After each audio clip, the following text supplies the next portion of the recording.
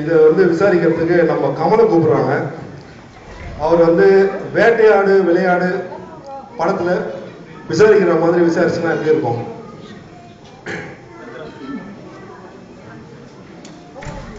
எல்லாரும் படம் பார்த்துருப்பீங்க. அந்த படத்துல இன்வெஸ்டிகேஷன் பண்றாங்க ஒரு சீன்.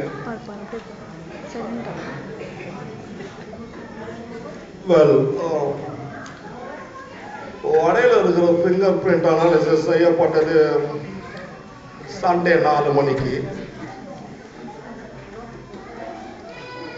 வடை திருடப்பட்ட நேரம் சுமார் 22 மணி நேரத்துக்கு முன்னாடி.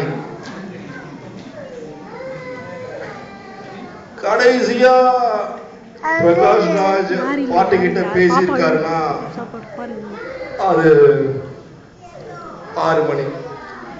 பாட்டி வடை சுட்ட நேரம் 5 மணி.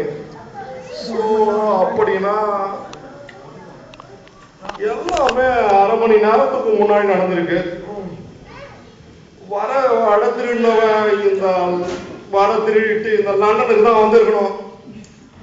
இந்த கூட்டத்தில் இருக்கலாம் நான் சந்தேகப்படுறேன் அப்படின்னு சொல்றாரு. அடுத்து இதே குணால வர ஒரு சீனு அவர் கேள்வி கிட்ட பேசுற மாதிரி, அதாவது குருவி கிட்ட பேசுற மாதிரி பேசுறது வந்து கேள்வி கிட்ட பேசுற அப்படி இருக்கும்.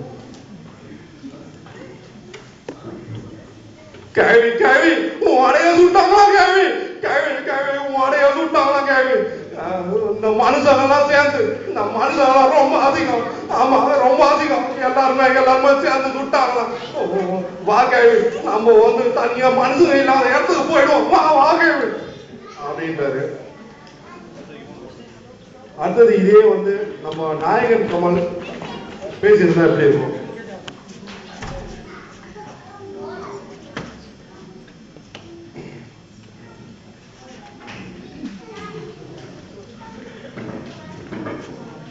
இத்தனை வடை திருடு போயிருக்கு. நீங்க எல்லாம் என்னைய கரைச்சுக்கிட்டா இருந்தீங்க. யாருமே காவலுக்கு இல்லையா? ஐயர் சொல்ற இல்ல நம்ம ஆளுங்க எல்லாம் இட்லி திருட பக்கத்து தெருவுக்கு போயிருக்காங்க.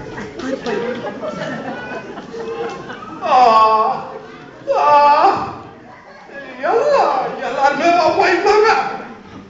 யாருமே இல்லையா? சரி ஆயிரம் ஒரு வடை எவ்வளவு இருக்கும்? ஒரு வடை 40 to 50 பென்ஸுக்குள்ள இருக்கும். 50 பென்ஸா? அப்போ வாங்குறோம் ஒரு வடை வாங்குறோம். இல்ல 5 வடை வாங்குறோம். 5 வடை வாங்குறோம். 5 வடைன்னா ஆகட்டும் 5 வடை வாங்குறோம். வாங்கி நாமளே சாப்பிடுறோம். 4 பேருக்கு நல்லது செய்யணும், தப்பே இல்லை அப்படின்றாரு. அடுத்து